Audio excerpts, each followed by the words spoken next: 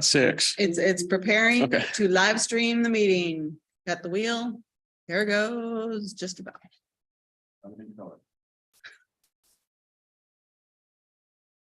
Everyone else notice your Zooms all had to update? I'm sorry. Did you notice your Zooms? We're live. Okay. Well, let's call to order the meeting of the City of Lake Stevens Planning Commission for May 17th, 2023. Let's do the pledge.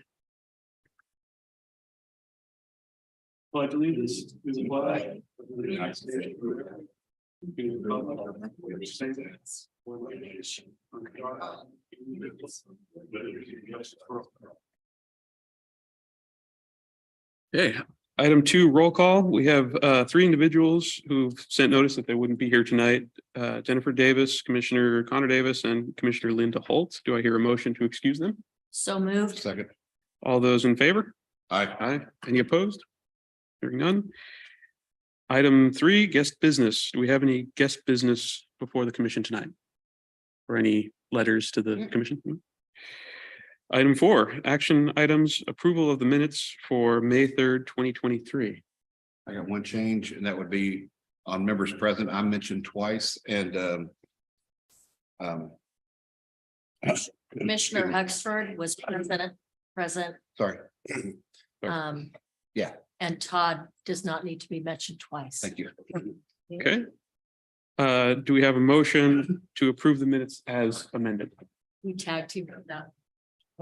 I move that we approve the minutes out of. Second. We have a move and a second. All those in favor? Aye. Aye. Motion passes. Brings us to item 5, discussion items, letter A, 2021 International Building and Fire Code Update. Good evening, I'm Carol Manis. I'm the building official. This is my first time coming to visit you at Planning Commission. I wanted to get some information out available. We're going to be going to council in the next couple weeks for code adoption. The state of Washington updates the international codes every 3 years. And so that's what we're doing, is kind of reaching out and wanting to talk with you about what codes we're adopting and what changes are coming with them. So I kind of wanted to run through that, and I'll go through it kind of code book by code book, and I won't bore you with this minor details. There's a lot of minor little tweaks, but I'll hit the big highlights for you if that's okay. Sound okay? Let's do it. All right. So the International Residential Code, those are for single families, duplexes, and townhouses. That's what that code mandates. And so the big things that are on that code this year is they've changed some energy code requirements. They're going to have continuous insulation if they use a prescriptive insulation approach. And they're going to have to go from R49 insulation in the attic to R60, which is going to make a hip roof situation in most of the houses. It won't be too bad of a thing because we also adopt this year with the state of Washington what they call the WUI code. It's the Wildlife Urban Fire Code. And so it's a direct reaction out of all of the localized fires that have happened across the country. So many other states have adopted it before us. This is Washington's turn to adopt it. And so what it does, it's going to make crawl space ventilation a mechanical ventilation for single family houses instead of the little vents that you see around foundations. Attic ventilation instead of the bird blocks that you can drive by and see the little holes in the side of the soffits. They're going to make them mechanically ventilate them through the roof system instead of through the eaves. And the exterior walls, if most of the city of Lake Stevens is in the WUI fire zone. And so there's very few properties that are not. So most all residential are going to have to go to these items. And the big thing is going to be decks. So right now, most decks are framed with 4x4 material with wood on top, either cedar or pressure treated 2x members. So they will have to now be either non-combustible material, so hardy board or composite footboard, and either metal or heavy timber, which starts at 6x6 members. So the state of Washington is adopting it. We really don't have a choice.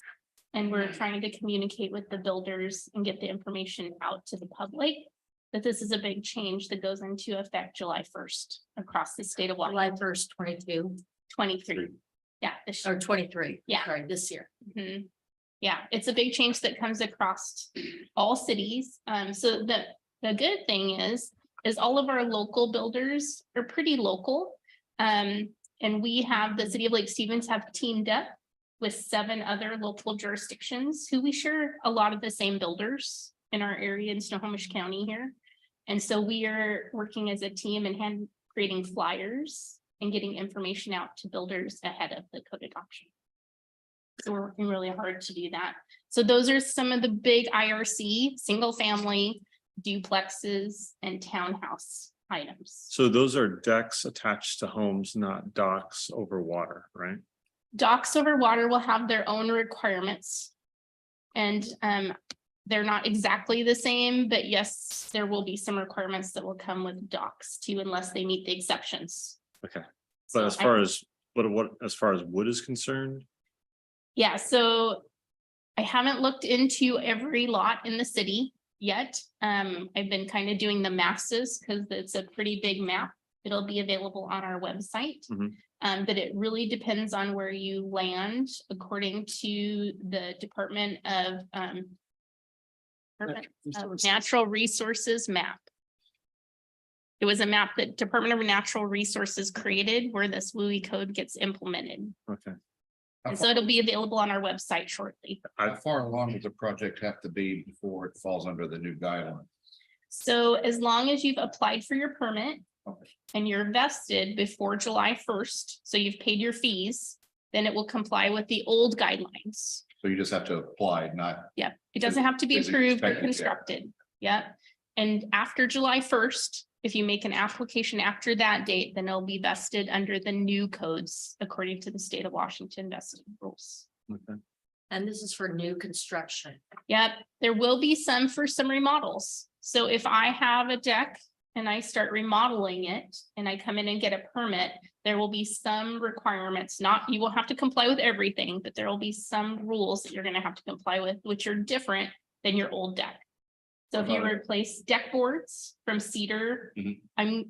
the code will require you to do non-composite material if you do any of it or a If- certain percentage? if you do any of your deck boards. Okay, so if you do any of it, you have to do it. Yeah. What about with you just said the eaves, so if someone's getting a new roof, as long as, how far of roof work do they have to do before they all of a sudden have to change that? There's triggers on different things. So you can re-roof your house Okay. and do maintenance without triggering the WUI code.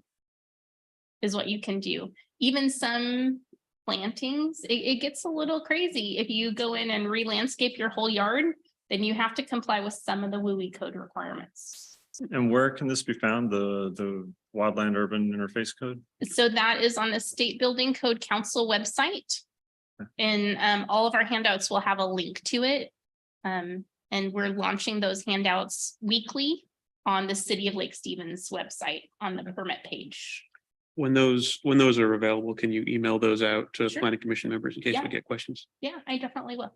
Yeah. Like to see those. A couple comments. Yeah. Washington State is unique in its ability to build. I like the mechanical. I have knowledge of this and I like having something that is forcing air in and out because that has worked well. Hipped roofs historically fail. So that is unfortunate that that's what is being required because that's going to cause homeowners problems in the future. And then the idea of anything that is a composite material in a state that is wet, for example, Trex fails on water. It fails when it's under trees. It's a composite that's made out of wood and it expands, and therefore it is failing in Washington State. So I would hope that anything that comes from the city also includes perhaps materials and ways not around the new requirements, but ways that are best fitting our unique environment. Because what's happening elsewhere in the nation certainly is not, it's going to fail here. We understand. Yeah, we don't have a lot of choice about the WUI code. There are a lot of options available in it. We will see people maybe building with heavy timber. That's harder to get. You can't go down to Lowe's or Home Depot today and purchase it. It's gonna be way more expensive. 4x4s to 6x6s, you just increased your deck project probably 20%. Oh, at least. Yeah. So And then if you're doing impervious on top of this, then you're putting people in a box because you can't put something that is a deck if you're using what we consider an impervious material. So this really is going to put people in a place where it's there is no out there. So be aware. yeah, that I'm coming very, from this yeah, space, You're I'm just talking telling about you. it as a building official group. The 7 building officials get together a couple times a month and are going over these, and we are working through them the best we can with the codes that we were given. For giving people suggestions and ideas. What does the BIAW, what do all of the organizations out of Olympia suggest? If they're having to deal with this across the Puget Sound, because it's not going to be as big of an issue because of the weather on the east side of the mountains, but what are they suggesting you recommend? They're suggesting the heavy timber. Is what they're proposing right now. And just so we're clear for the record, the proposed changes in here are mandated by the state. They are, There's no option. they are. Okay. Yeah. Yeah, they are. And so we're going to be working through it with customers. We're going to be doing lots of handouts as local jurisdictions, trying to give as many alternatives and suggestions as possible that work in our area. And trying to get that information out to customers across the board. Not to be snarky, but this needs to be starred on every conversation about affordable housing. We've been asking those questions with the Washington Association of Building Officials. We asked all those questions before the council, before they adopted the WUI code.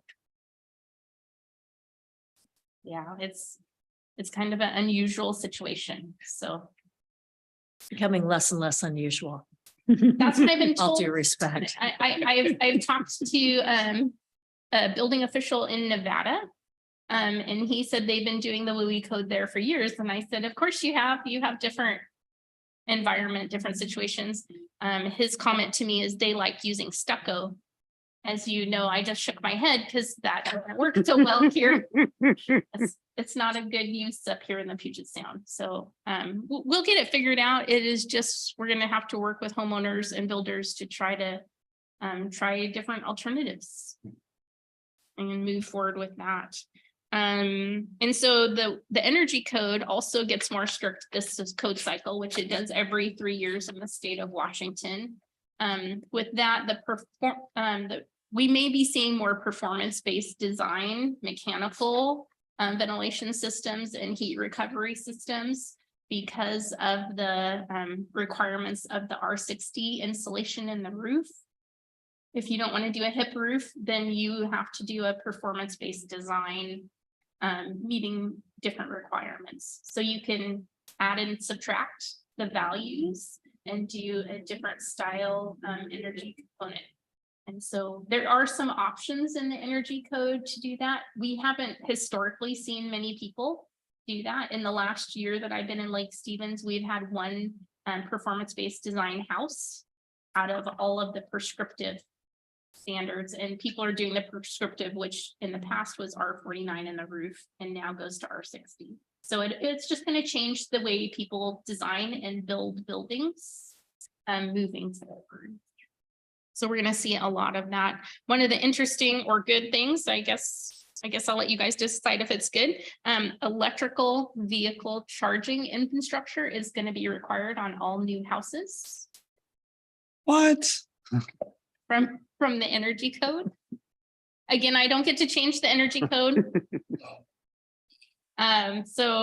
You can, some people like it, some people don't like it. It's not the actual plug-in.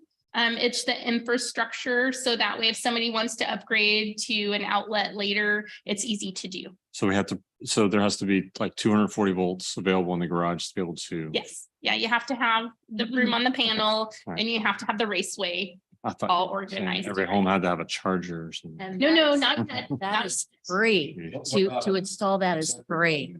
So this. is gonna be Accessory dwelling units are still affordable. exempt. no- Other slopes now. Yeah, Mhm. yeah. So residences with garages attached are what they're focusing on first. So, So that's this code cycle. all right, That would You be, can foresee the next step. and that would be for new construction. And that's new construction. Yeah, so kind of some interesting things. So one of the other interesting things from the building code section, the IBC for commercial, multifamily and mixed use. Wheelchair accessible turnarounds, access points, under counter clearances have increased in width to provide more room for motorized wheelchair That's equipment. at 32, right? It's actually a 60-inch turnaround. Oh, it's, but the From under, 54. under is at 32. Yeah, it's gone up to 36 Okay. is the under. So we're gonna add a little bit of room for the motorized chairs that have changed a little bit. So the building codes are trying to keep up with technology is really what is happening there.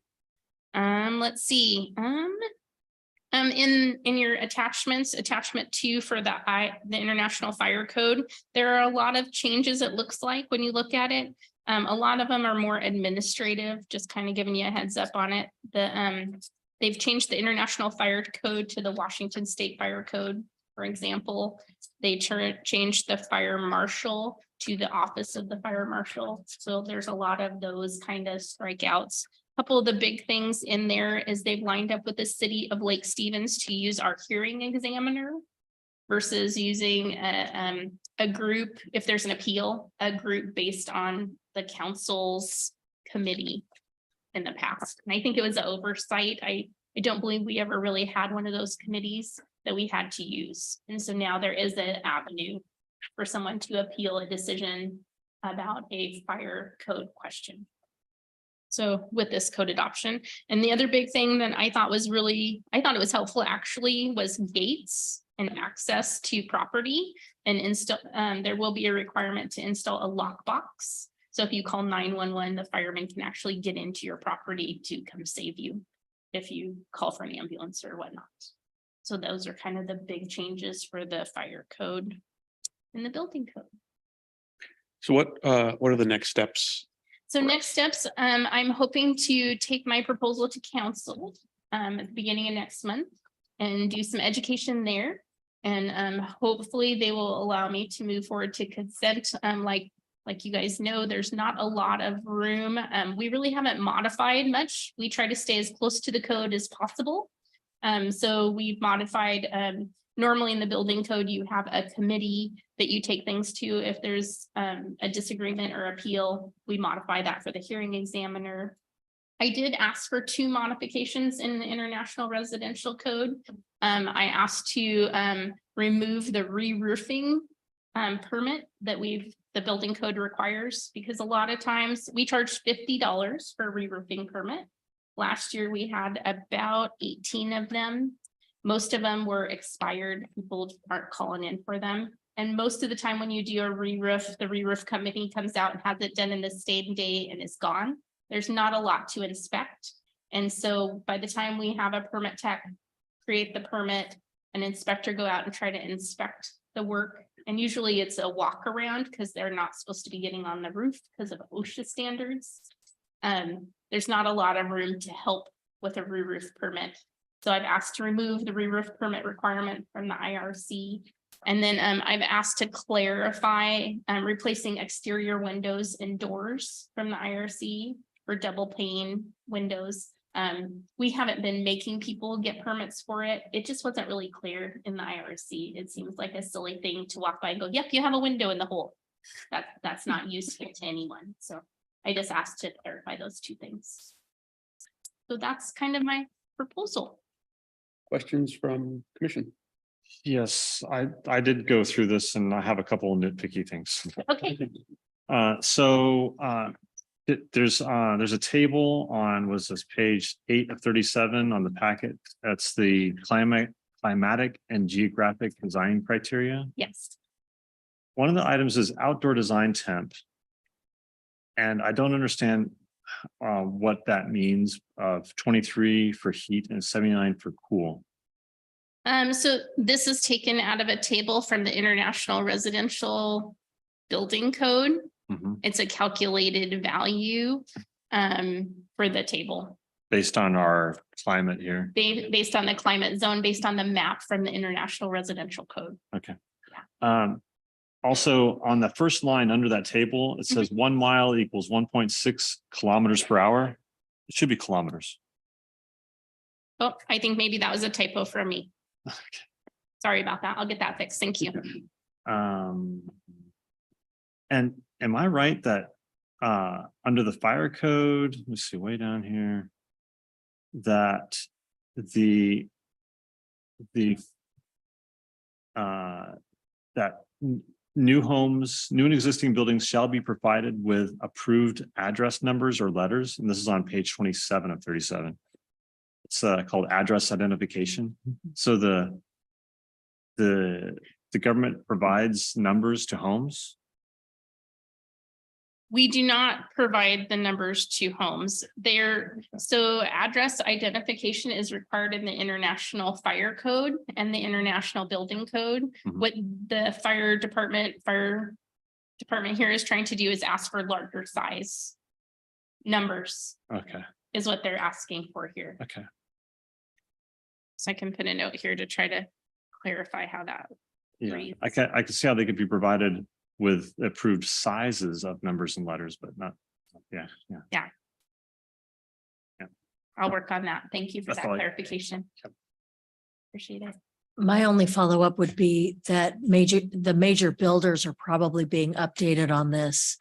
But the people that are either doing their own project or the custom home builders perhaps I'm in the space and this timeline is fast coming and I have not heard of it. So I would be, I'd be curious, and I wish that John Cronin were here to see whether or not that sort of middle, not the DB Hortons, but the smaller, more custom individual builders are aware of this looming. Well, can I ask you a question? Sure. Where would you get your information from? Where can I post that to get you more information? That's a great question. We get most of our information on things like this through associations such as Master Builders and through the BIAW. Okay. But there's a lot of information that comes, especially with Sure. the session just shutting down. And so it would be more advantageous, I would think, to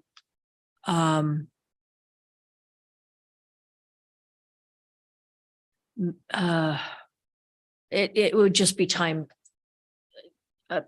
a time hog on staff, but anybody that has built in this area or has done any kind of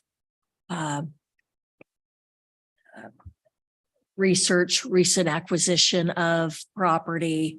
I don't know how you would isolate that group of people, Russ. I mean, I'm at a loss because it would be, you've got, a handful of people.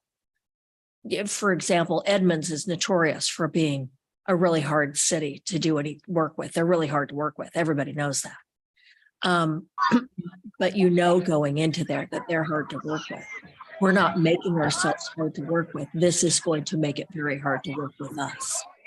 And so preemptively, I'm trying to think of, and I'll take it home and see if I can get some discussion at home to figure out a place. But if any of the associations that are dealing with either builders or the trades, we're a roofing company. So if any of those entities could start putting this information out ASAP and say time sensitive, that may garner a little bit more attention than the deluge of information that we're getting. And as Carol said, there's really has been a concerted effort to work with the other municipalities that have the same customers, so we can try to get the information out a Right. little bit more globally than we've done.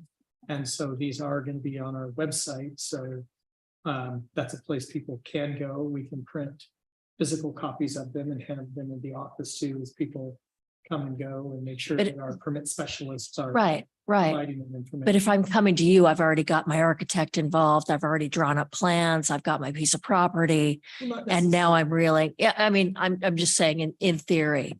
And I'm wondering how to get in front of that. So I'll give you an example. One of our permit specialists was at the counter today. They were talking to a customer about a pending project and they, told them, hey, do you know that July 1, the new building code is in effect? Make sure, you're getting your permits in on time. So we're definitely proactive and try to let people know that we interact with at the counter of these looming changes and trying to put the collateral out there. But I think chasing down every entity No, would be fairly difficult. So the new codes come out about the same time every year, right? Every 3 years. So we're getting 20, so the next ones will be 2026. Yeah, we'll get them in 2026 and then 2024 codes. So about when do they start getting published then? Before they get to this level where we're basically just over a month out? When would it be available at least to see what's going to be changed? So that has been the weird part this year from the state of Washington. Everything has taken longer to get. I just got some of this information myself a few months ago. That's And so it's the state of Washington. It's taking a long time to get the information. And Right now- now, they're working on the 2024 codes. And normally they publish them in November of the year before. I had hoped to come start talking to you guys in January or February. I've been waiting for the state of Washington amendments and adoption process before I could do that, because we have to adopt what they have to adopt. So I've been waiting for them. So I'm not being adversarial. I'm just Yeah. trying to Yeah. work through this in my head and say exactly to your point. If you come up with a suggestion, I'm all in. We are contacting all the builders that we come in contact with. Every customer we talk to, we're talking about it.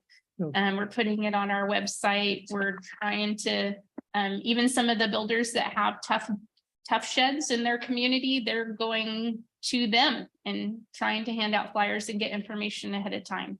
We're doing the things that we think we can do in our local jurisdictions and kind of going across jurisdictions to try to help each other be successful. So I'm in if you have an idea.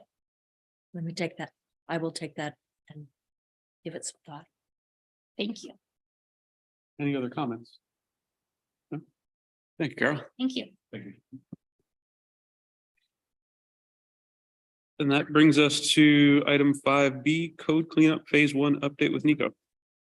Hi, everyone. Nico Foz, Assistant Planner, with the City of Lake Stevens. Continuing an item we brought up last session, updating Planning Commission on our city initiated land use code cleanup. Right now, we're going over the phase 1. We titled it housekeeping. Again, it's separated into 3 phases: housekeeping, update, and substantial. With all phases, our intention is to clarify intent, improve language consistency, and maximize administrative efficiency. Again, today's meeting is focused on phase 1, which is focuses on grammar, deletion, and accuracy of references. So not anything too intense.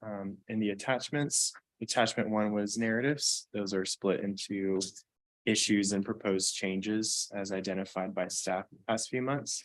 Attachment 2 is draft language for actual strike throughs, things that we would put into an ordinance and institute. All that we asked of Planning Commission was to look over these drafts and provide any information. I can go over kind of like a high level overview of each of them. We can go directly to comments. Is there something you guys prefer? Are there comments? I do. We could probably focus on the areas where we have questions then. Okay, yeah, sure.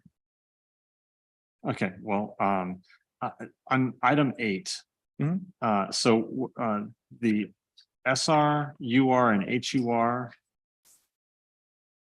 zoning districts, those are going away because they've been supplanted by or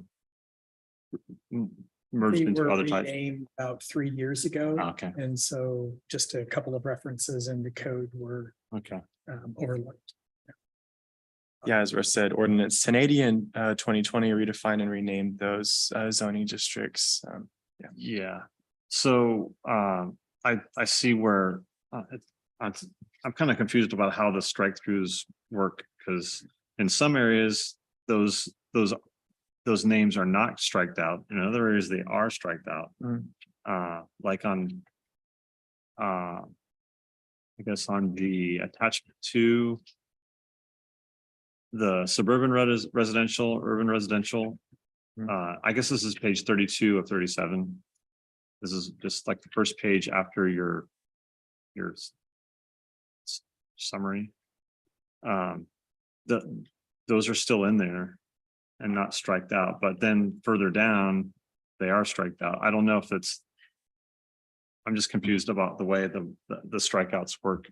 Yeah, so the way we organized this document was it's split into each thing we're trying to tackle. So again, you're mentioning item, it's number 1, correcting planned residential development references. So that section 1476.124B has 2 things that are coming up in this phase of our code cleanup. So it's first iteration showing up in item number 1, we're striking the reference to planned residential developments because that was an incorrect citation. Later, it shows up in item 8 because we're striking old zoning code references. You are correct that in section B, that where the titles are written out, those do need to be replaced with R4, R6, and R812.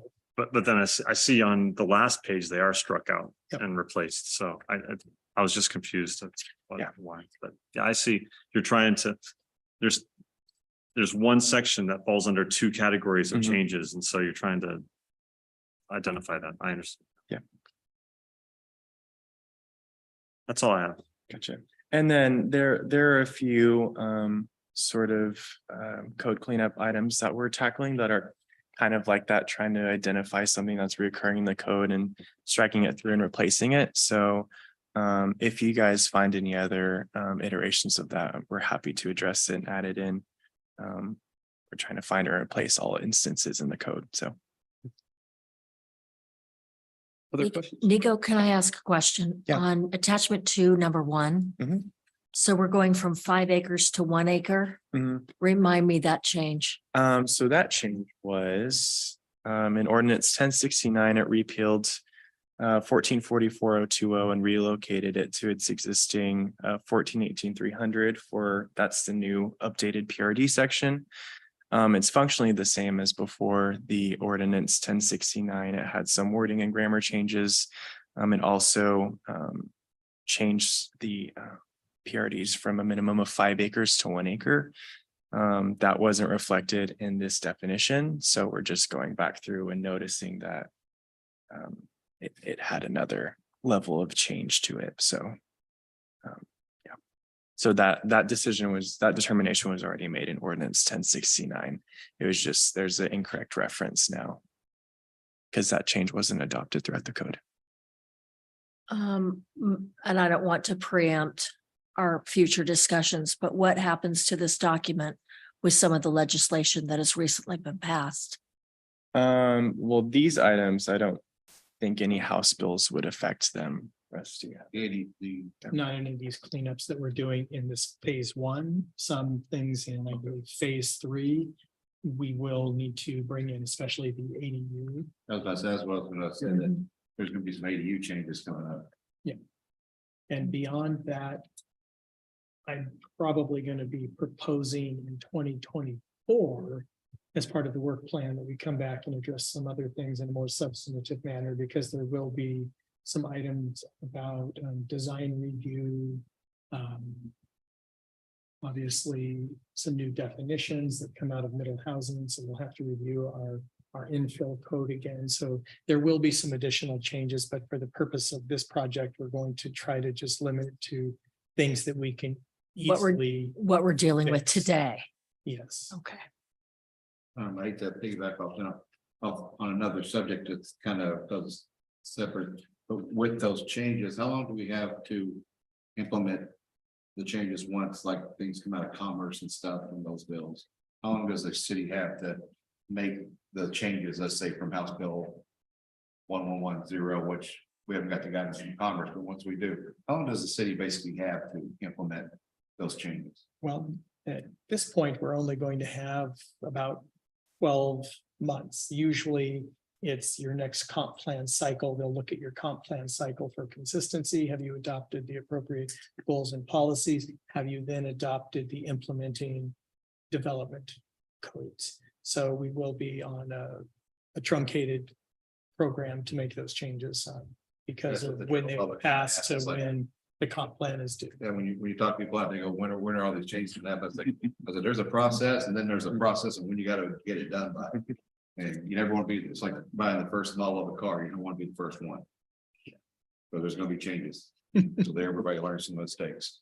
So Toddism, gonna have to write that one down. So Nico, this is the first You don't want to the be. first batch, the low hanging fruit. Mhm. When can we expect the kind of that mid-grade group that kind of middling tier? That's a great question. I think our target right now is to kind of address each subsequent phase in the next planning commission meeting.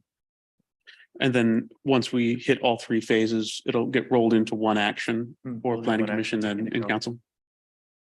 That's our intent. Any other questions? Thank you, Nico. Absolutely. Thank you for your questions. I appreciate your time. Which brings us to item 6, commissioner report. Commissioner Morton, I have, I have nothing. Commissioner Oxford.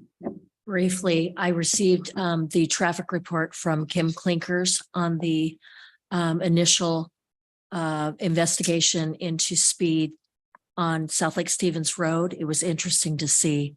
Evidently, the equipment failed, however, and failed right at the time where the weather got better. So I have urged her and Public Works to put that back in place because as the weather gets better, the speeds go up. And I would be curious to see whether or not the records that they have thus far match up to what we all witness at that end of the lake when summer hits. So she and I have been in communication. She continues to be very responsive, and I appreciate her hard work on that. Thank you. Commissioner Welch. Yes, I guess I will do my report here. This will be my last meeting. I am resigning effective the end of the month. So I'll be leaving the commission. So I guess this will be the last one. So it's been an honor to be on the commission for the last 4 years. I'm sure it's unusual for a commissioner to come to city council. So it's been a different perspective from this version from when I was elected to the offices.